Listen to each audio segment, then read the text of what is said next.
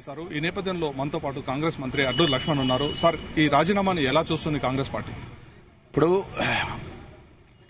ఇయరా లక్షలాది మంది విద్యార్థుల భవిష్యత్తు కోసం నీటి పరీక్షల యొక్క లీక్పై సిజే ద్వారా విద్యార్థులు నిరసన తెలియజేసి ఆ న్యాయమైన సమస్య కోసం మా పరిష్కారం కావాలని చెప్పి చట్టాన్ని లోబడి నిరసన తెలియజేసుకుంటే కొన్ని నెలలకెళ్ళి జరుగుతుంటే ఆ నిరసనని పక్కదారు పట్టించే మాటలు మాట్లాడకూడదు. కేంద్రంలో బాధ్యత గల కేంద్ర మంత్రులుగా పనిచేస్తున్న వాళ్ళు అసంఘటిత శక్తులు అందులోకి వచ్చినాయి.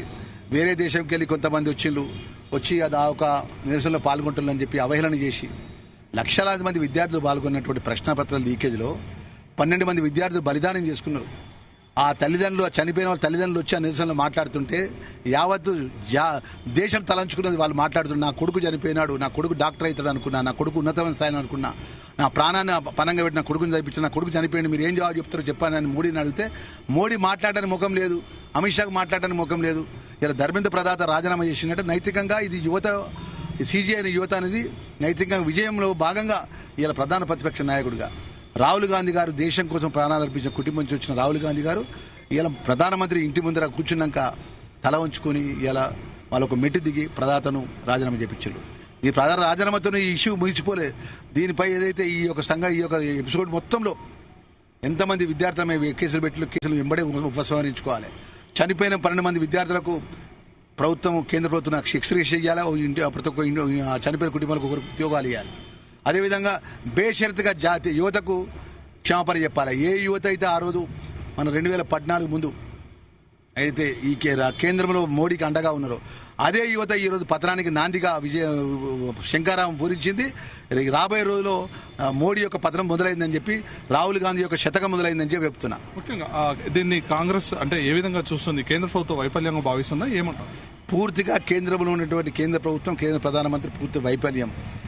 దానిలో భాగంగా యువత యొక్క ఏదైతే లక్షలాది మంది యువత యొక్క నైతిక విజయం. దీనిలో భాగంగా రాహుల్ గాంధీ యొక్క ఏదైతే అండగా యువతగా ఉన్నటువంటి విషయంలో పట్ల యావత్ భారత యువత కూడా వారికి అభినందనీయంగా వారికి అండగా ప్రధాన ప్రతిపక్ష నాయకుడిగా ఈరోజు యువతకు అండగా నిలబడడానికి ఇది యువత విజయం, రాహుల్ గాంధీ గారి విజయం. ముఖ్యంగా ప్రధానమంత్రి నరేంద్ర మోడీ నైతిక బాధ్యత వహించాలని చెప్పి తప్పకుండా నైతిక బాధ్యత వహించాలి. అమిత్ షా నైతిక ఫస్ట్ ఆయన రాజీనామా చేయని డిమాండ్ చేసే కంటే ముందు ఆయన బేషరతు క్షమాపణ చెప్పాలి.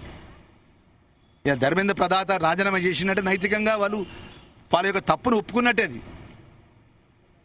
దానికి నైతికంగా యువతకు మొత్తానికి బేషరతుగా క్షమాపణ చెప్పాలి. యావత్ భారతదేశ యువతకు క్షమాపణ చెప్పాలి. ముఖ్యంగా కాంగ్రెస్ అంటే ఏదైతే ఈ రోజు జరిగినటువంటి సంఘటనతో బీజేపీ ఒక విశ్వసనీయత కోల్పోయిందని భావిస్తుంది. ఎప్పుడో బీజేపీ విశ్వసనీయత వాళ్ళు ఎప్పుడు కూడా దేశం కోసం ధర్మం కోసం అని మాట్లాడతారు.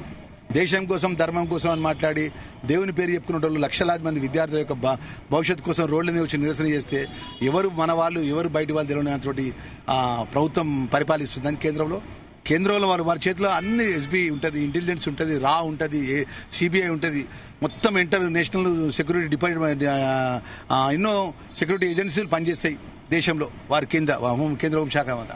ఒక నిరసన చేస్తున్నారు, ఇలా వందలాది మంది ఇక్కడ నిరసన చేస్తారండి. ఈ వందలాది మంది నిరసన చేసిన ఎక్కడికి వెళ్ళి వచ్చిందనేది గుర్తుపట్టరండి మీడియా వాళ్ళు కానీ ప్రభుత్వం కానీ.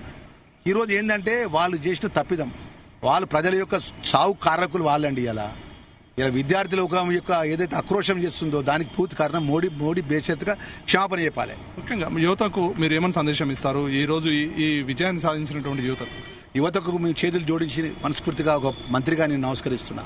ఎందుకంటే ఏదైతే వాస్తవాల కోసం ప్రశ్నించే గొంతుకగా వారికి న్యాయమైన సమస్య పరిష్కారం కోసం ఎంత కష్టమైనా ఎంత ఇబ్బంది అయినా చావును లెక్క చేయకుండా నిలబడ్డ యువతకు మా రాహుల్ గాంధీ గారికి మనస్ఫూర్తిగా నేను చేతులు జోడించి మన ధన్యవాదాలు, అభినందనలు తెలియజేస్తాను.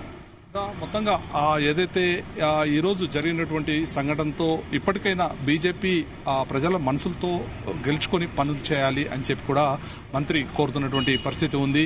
ఖచ్చితంగా విద్యార్థులు సాధించినటువంటి ఈ విజయం రానున్న రోజుల్లో ఇక మరిన్ని విజయాలు సాధించేందుకు కూడా దోహదపడుతుందని చెప్పి మంత్రి అడ్డూరి లక్ష్మణ్ చెప్తున్నటువంటి పరిస్థితి ఉంది.